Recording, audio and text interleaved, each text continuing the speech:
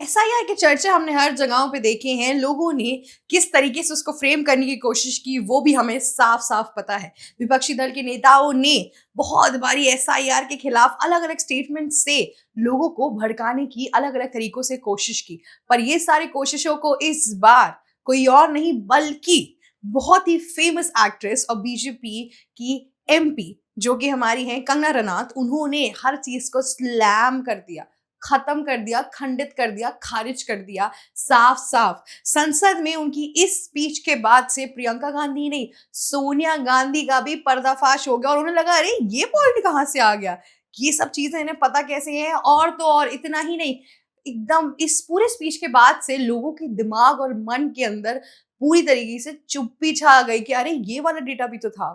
कांग्रेस दल के लोगों की ना एक बहुत बड़ी परेशानी है। 60 साल उन्होंने इस देश के ऊपर राज किया, उसके बावजूद भी वो ये भूल गए कि उनका भी कार्यकाल था, उन्होंने भी काफी चीजें लागू की थी और उस पर भी काफी सवाल उठ सकते थे।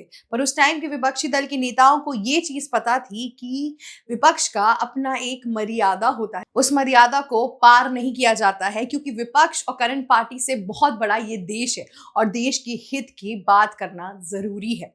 ऐसा ही कुछ अब हुआ जब कंगना रनौत ने सोनिया गांधी को बोला कि आप किस बेसिस पे एसआईआर के खिलाफ बातें करती हैं, जबकि ये बात है 1980 की, जब सोनिया गांधी का नाम वोटर लिस्ट पर था। जबकि अगर कॉन्स्टिट्यूशनली देखा जाए और ऑन पेपर बात की जाए तो सोनिया गांधी को देश की नागरिकता 1983 में मिली थी। तो 3 साल पहले सोनिया गांधी वोटर लिस्ट पर क्या कर रही थी, ये एक बहुत बड़ा सवाल इस टाइम पे उठा। अब आप सोच रहे होंगे कि अचानक से ये सवाल कैसे आया।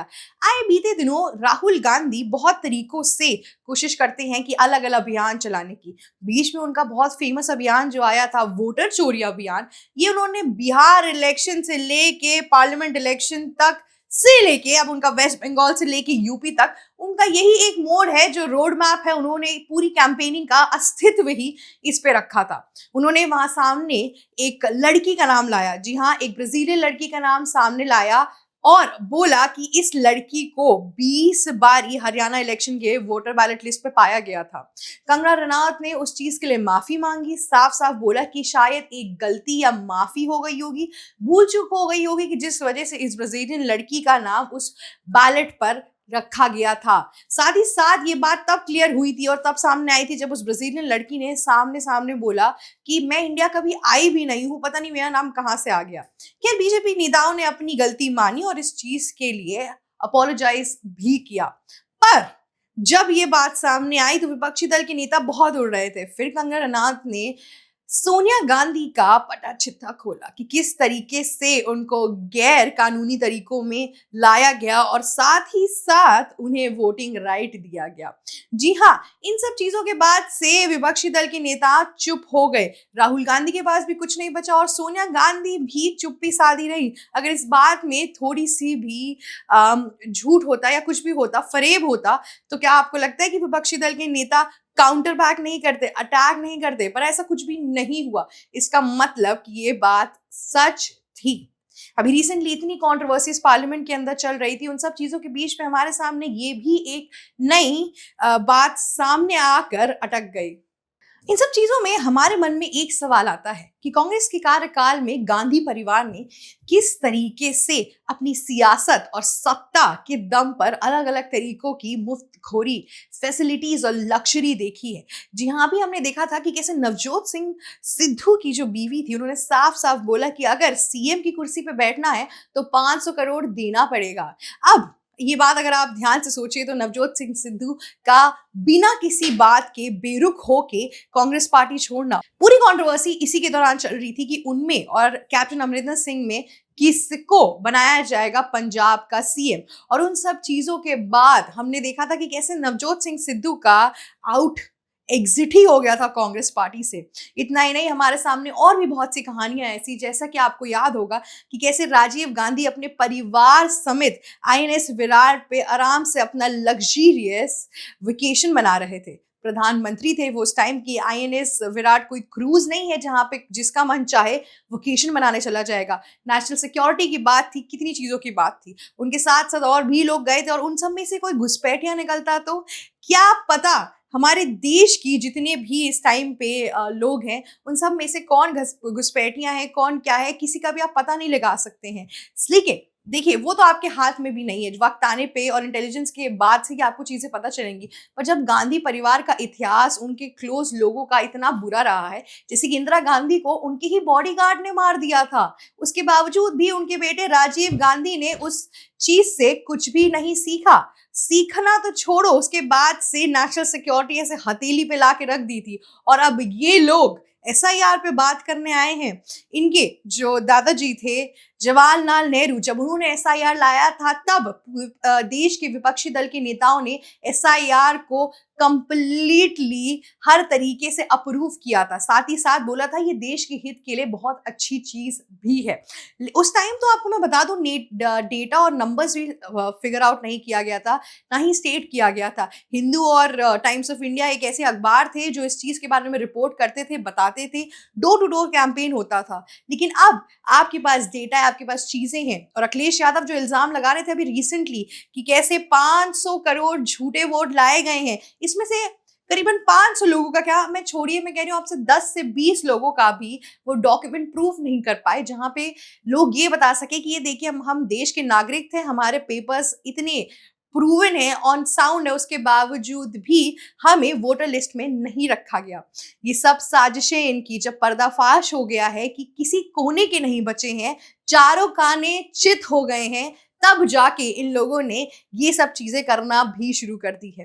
कंगनानाथ के स्टेटमेंट के बाद से सोनिया गांधी ने सिर्फ चुप्पी ही नहीं साधी बल्कि अपना पुराना कर्म कांड भी उनको याद आ गया कि कैसे मनमोहन सिंह के कंधे पर बंदूक रख के चलाया करती थी। जब भी देश में कोई भी विदेशी मंत्री या प्रधानमंत्री या प्रेसिडेंट या कोई भी आता था तो आपने देखा होगा कि मनमोहन सिंह से पहले सोनिया गांधी मिला करती थी।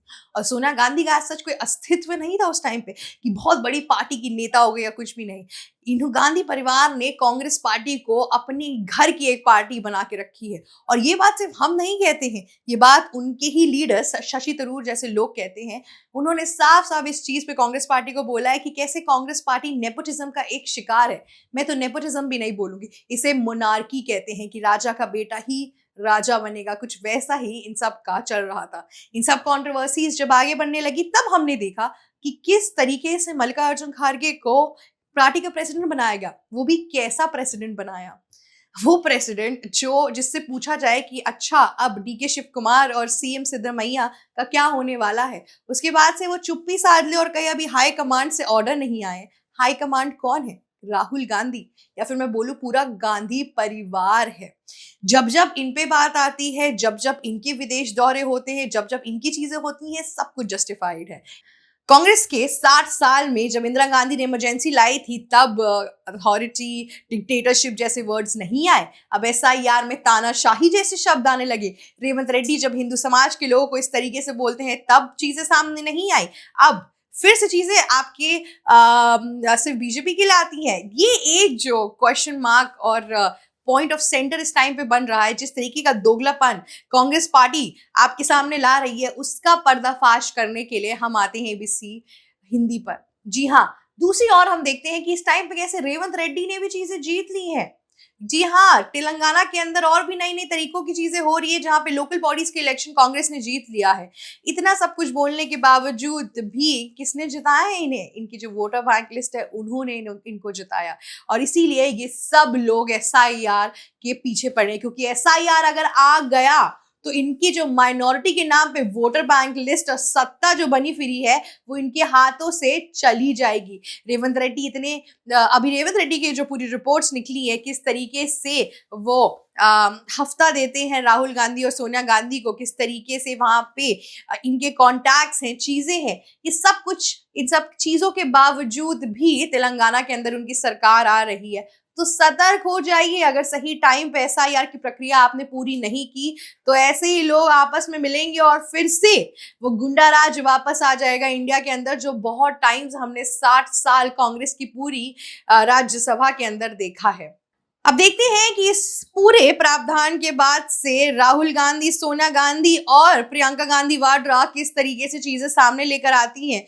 बहुत बड़ा क्वेश्चन इस टाइम पे खड़ा होके सामने आ चुका है। इस टाइम पे पार्लियामेंट स्पीचेस और हीटेड डिबेट्स के अंदर गांधी परिवार का एक से एक झूठ सामने आ रहा है। हम सब चीजों से आपको अवगत कराना चाहते हैं, इसीलिए आप देखते रहिए एबीसी हिंदी। आशा करती हूँ आपको हमारी वीडियो अच्छी लगी हो, और जाने से पहले लाइक, शेयर, सब्सक्राइब और कमेंट करना मत भूलिएगा।